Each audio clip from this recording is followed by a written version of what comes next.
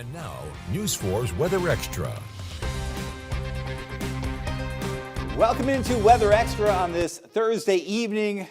I'm not tackling Ryan tonight. Meteorologist Ryan Duggar is along my side, and you didn't tackle me today either. No, that's right. I think we're now to the point where it's like, okay, we're understanding. Truce? Yeah, we're at that truce, and as the snow is melting, hey, that means that animosity is melting along with that. Right. And the other problem is, it's harder snow now. The fluffiness of the other night's kind of gone away because there's been some melting, and then when that melted snow softens and refreezes, it turns hard. Exactly, but I have been impressed with how much that you can still find little patches of the fluffy stuff. Yes. Even earlier this morning. Yes. I would have never thought that could have lasted 2 days here in deep south. Yeah, it's amazing. I built another snowman, actually 2 snowmen today. On the one side of my house that's in the shade, it's still like 3-4 inches of fluffy snow. Wow. You're right, it's unbelievable, yeah. Well, let's hope we can keep that as long as possible. Yeah, you know, I don't like winter. I've made that clear in the past, but to have the snow event come in, I kind of want it to linger as long as it can because it's something we don't see. It's so amazing. It's been so magical this past week. It really has. And these numbers, check this out. Just some digging. So Dothan, 6 inches of snow the other night. So far in winter, meteorological winter in Anchorage, going back to the beginning of December, 3.8 inches, almost twice as much, and certainly more than twice as much in some parts of the Wiregrass than what they've seen in Anchorage. How about that? And you compare that to like snow amounts that you got even along the beaches just south of Pensacola. They were at 7, closer to 8. Isn't that amazing? So just, wow, the things that are set up compared to Alaska, so far north where you get this kind of snow to here. Truly historic. Yeah, we were watching that cold air. You go back to what we were showing you last week, that Arctic Circle air came right down through Canada, kind of missed Alaska. It dove southward, set the conditions here for some incredible cold and incredible snow, something that it's neat to see because it is so historical.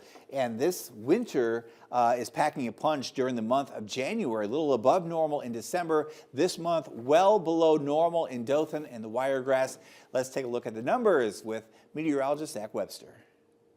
We've seen more than our fair share of cold air here in Dothan so far in January. Just about every single day this month has either been right at normal, most of them well below normal. There were a couple of warmer days, January 6th and January 18th, both several degrees above normal, 66 degrees. Those are some pretty warm days, but in between that, a lot of cold air, especially here over the last couple of days. Very, very similar conditions for our overnight lows as well. A lot of these well below normal. We had one day where we were right at normal on January 15th. Then on the 18th, we saw those overnight lows all the way up into the lower 50s.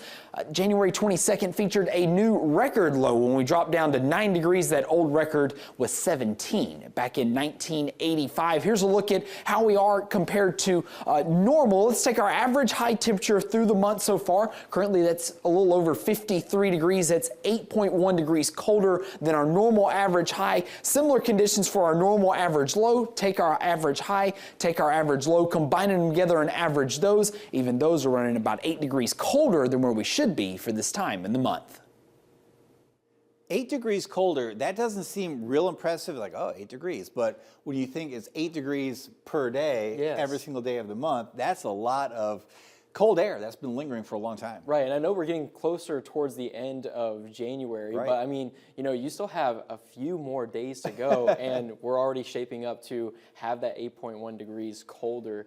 I mean, that's just fascinating. It really is. The normal low, 42. Actual low temperatures, for example, tonight, about 22 degrees. So 20 degrees below normal for the high, or for the low tonight, and the high temperature today was about 18 degrees below normal. So this is a heck of a stretch, but it is about to end.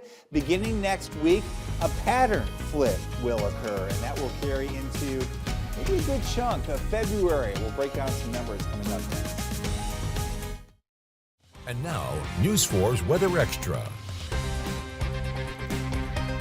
Welcome back to Weather Extra. It's amazing walking out of the station. There's still a lot of ice downtown, and we have to cross that ice to get to the parking lot. It's really weird to see it lasts day after day after day, or night after night after night, because it's so doggone cold outside. Yeah, just seeing the difference between a little bit of that sunshine compared to a little bit of the shade, it's a huge difference. And I'm going to be walking like a penguin in my car tonight, for sure. You know, big difference, those areas that were compacted, you took basically 6 inches of snow and smashed that down into about a ½ inch of ice. And that's why some of those shady areas are still covered up. And some of the roadways, a little dicey out there, so be careful into tomorrow morning. Temperatures stay cold through the overnight into early tomorrow morning. We start the day in the upper teens to lower 20s at 5 o'clock, but it will be melting as we go through tomorrow. High temperature is back up to about 50, but then a likely refreeze by Saturday morning, and then going into Sunday,